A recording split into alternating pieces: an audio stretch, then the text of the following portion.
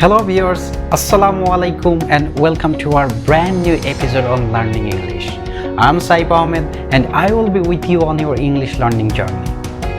Let's start with grammar, one of the key concepts underlying in learning English.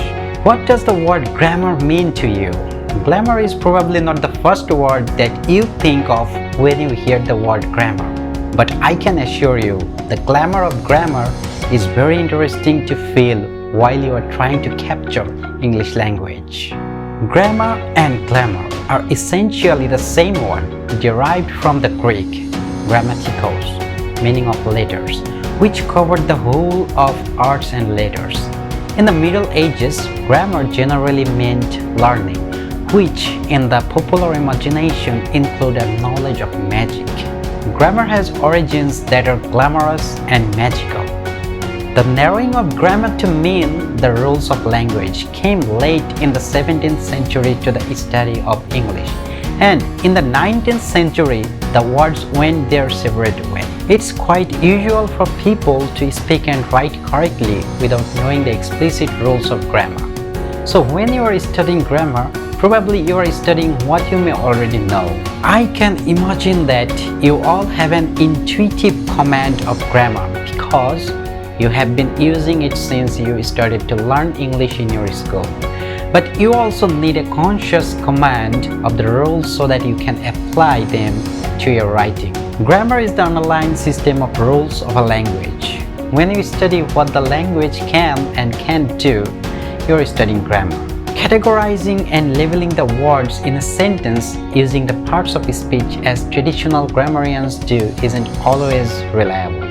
But you need to know about the traditional parts of speech, what contemporary linguists call word classes, and you also need to concentrate on understand the function of each word in a sentence, that is, its role and how it relates to the other words. Another term that you need to be familiar with is syntax. It's the arrangement and interrelation among words in a sentence. No one starts at zero. You already have a good intuitive sense of grammar, maybe, but you need to be able to pinpoint what makes a piece of writing work or not. You will benefit greatly from a grounding in grammar. And knowledge of grammar will provide you with a wonderful toolkit that will give you greater confidence and greater power over your writing. You need to understand the rules of grammar so that you know when it's okay to break them. Knowing grammar can make you into a truly great writer. The basis of grammatical awareness is sentence sense, and this comes with reading. Poor writers cannot or do not read their own writing accurately or perceptively. They lack a reader's perspective. You need to read widely. Read.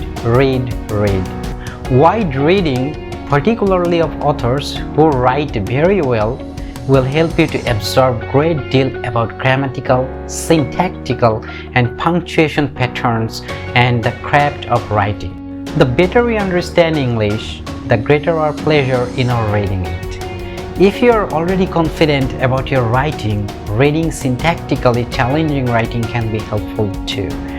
Find a piece of writing that you admire and try to analyze why it works for you.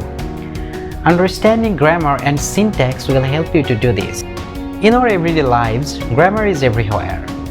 We use it at home, in school, at work, and in the streets. It is the core of a language regardless of one's culture, mastery, and understanding of it. Being able to use grammar also widens your vocabulary.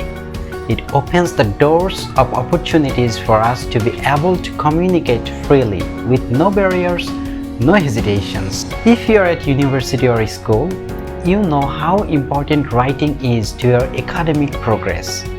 Once you graduate, you will learn that the workplace requires standard English, the language of prestige and power in much of the world.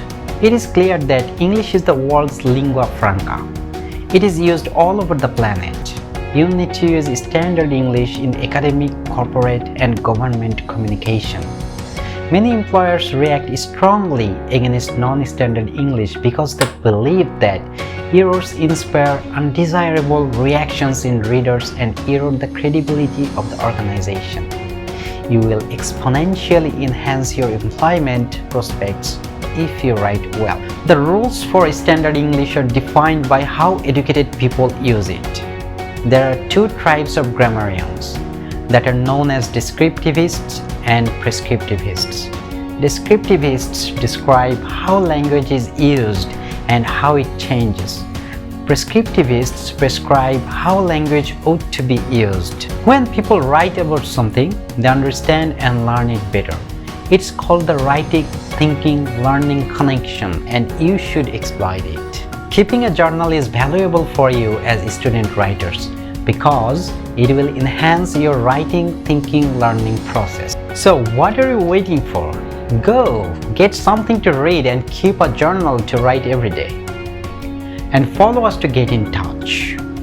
See you soon on our very next episode.